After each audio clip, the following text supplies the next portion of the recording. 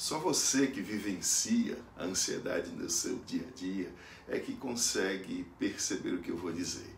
Parece que por mais que você lute, a ansiedade sempre reage com mais força ainda. É como se você estivesse em um campo de batalha, em uma luta desigual, injusta, onde parece que só você sai ferido, porque quanto mais você bate, mais a ansiedade volta, se fortalece e parece invulnerável. Eu vou explicar para você, nessa brevíssima aula, 3 razões por que isso acontece e como você pode aprender a lidar com ela. E a primeira razão, pela qual a sua ansiedade parece muito mais com uma luta interminável, é que você a enxerga como parte de um problema e não como parte de uma solução. Essa visão, ela acredito que vai mudar muita coisa na sua cabeça, porque enquanto você enxergar a sua ansiedade como a causa dos seus problemas, dificilmente você obterá uma vida com maior tranquilidade como você deseja. Olha só, de acordo com a ciência, a ansiedade tem importante função de nos proteger. E é literalmente isso que está acontecendo a cada crise que você sofre. Você não percebe, mas esse é um processo sofisticadíssimo de proteção, um sistema de alarme, de defesa que nós temos. Então, por que a ansiedade é tão ruim? É porque somos nós que tornamos a ansiedade um problema. Isso acontece quando nós deixamos de fazer aquilo que é importante, aquilo que para nós é significativo, valoroso, porque nós estamos tentando deixar de fazer essas coisas na busca de evitar sentir o desconforto que a ansiedade traz. Se você prestar atenção, essas são estratégias de anestesia. A gente está tentando não sentir desconforto e elas se tornam um problema porque elas acabam engessando a vida. A gente acaba se enterrando na trincheira da ansiedade ao invés de deixar a ansiedade passar.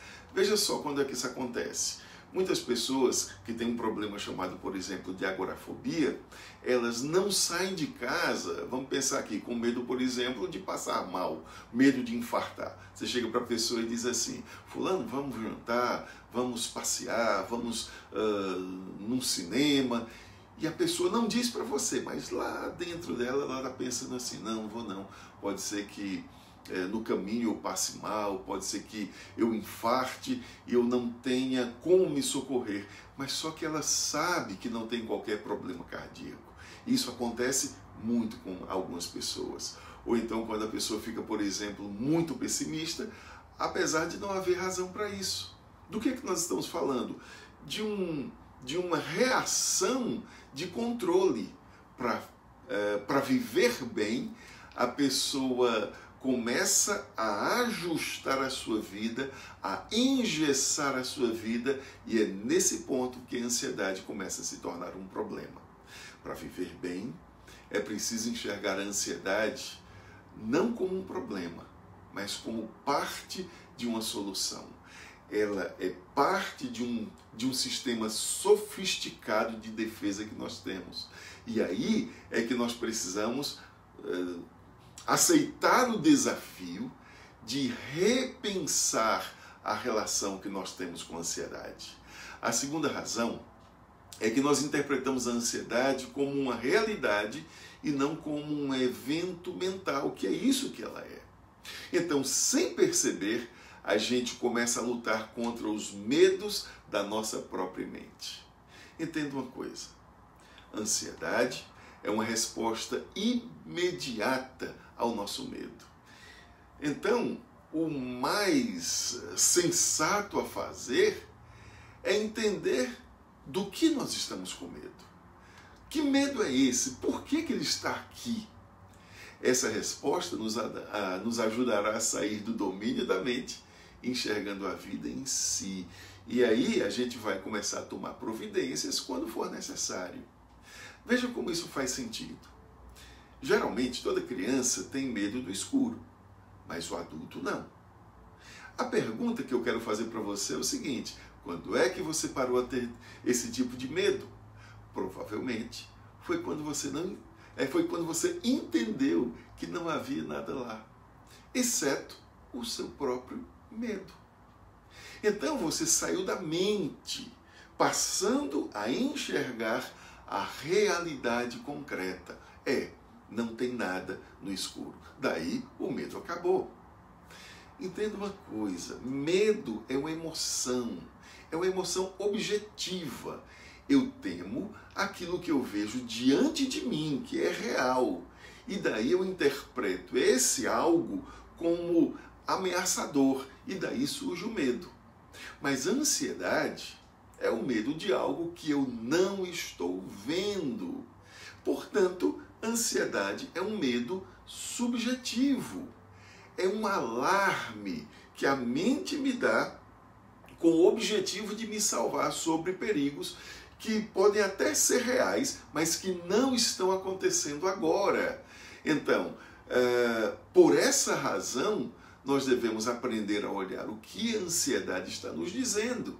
Precisamos verificar a validade dessa mensagem, verificar a validade desse alarme que está tocando na nossa mente, entendendo se esse alarme está tocando por uma realidade que é concreta e objetiva ou por apenas um medo que eu estou tendo do meu futuro.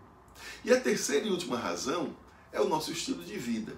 Somos ansiosos porque nós criamos uma sociedade que é predisposta à ansiedade. Não tem jeito. O mundo que nós vivemos é um mundo ansiogênico. Veja só, como é que você não vai ter ansiedade se você não tem hora para dormir, não tem hora para acordar direito? Aliás, melhor dizendo, você não tem hora para dormir, mas tem hora para acordar. E é muito cedo. Você não tem hora para terminar o expediente, passa o fim de semana ligado nos assuntos do escritório, entra no sistema para ver como é que as coisas estão. Você está fazendo o quê? Fomentando a sua ansiedade. E junto a isso, você come mal, você é sedentário, você não se dedica aos relacionamentos como seria bom e conveniente, você acaba vivendo de forma superficial as relações e por isso não tem muito com quem conversar, não tem muito em quem confiar. Então você está pedindo para viver ansioso. E neste sentido, vai ser importante aprender a diminuir os estímulos ansiosos da nossa rotina. Então, eu sei que isso aqui é lugar comum, mas eu sei que você não está fazendo. Faça as coisas que são significativas e importantes para você. Faça ou reagende a sua vida para aquilo e para quem você ama. Organize o seu tempo. Não se permita viver apenas uma área da sua vida, desprezando as demais. Procure viver mais as suas relações, aproveite o seu tempo, enfim, diversifique a sua vida.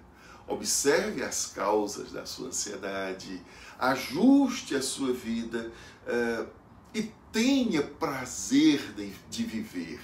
Isso certamente afastará a ansiedade de você.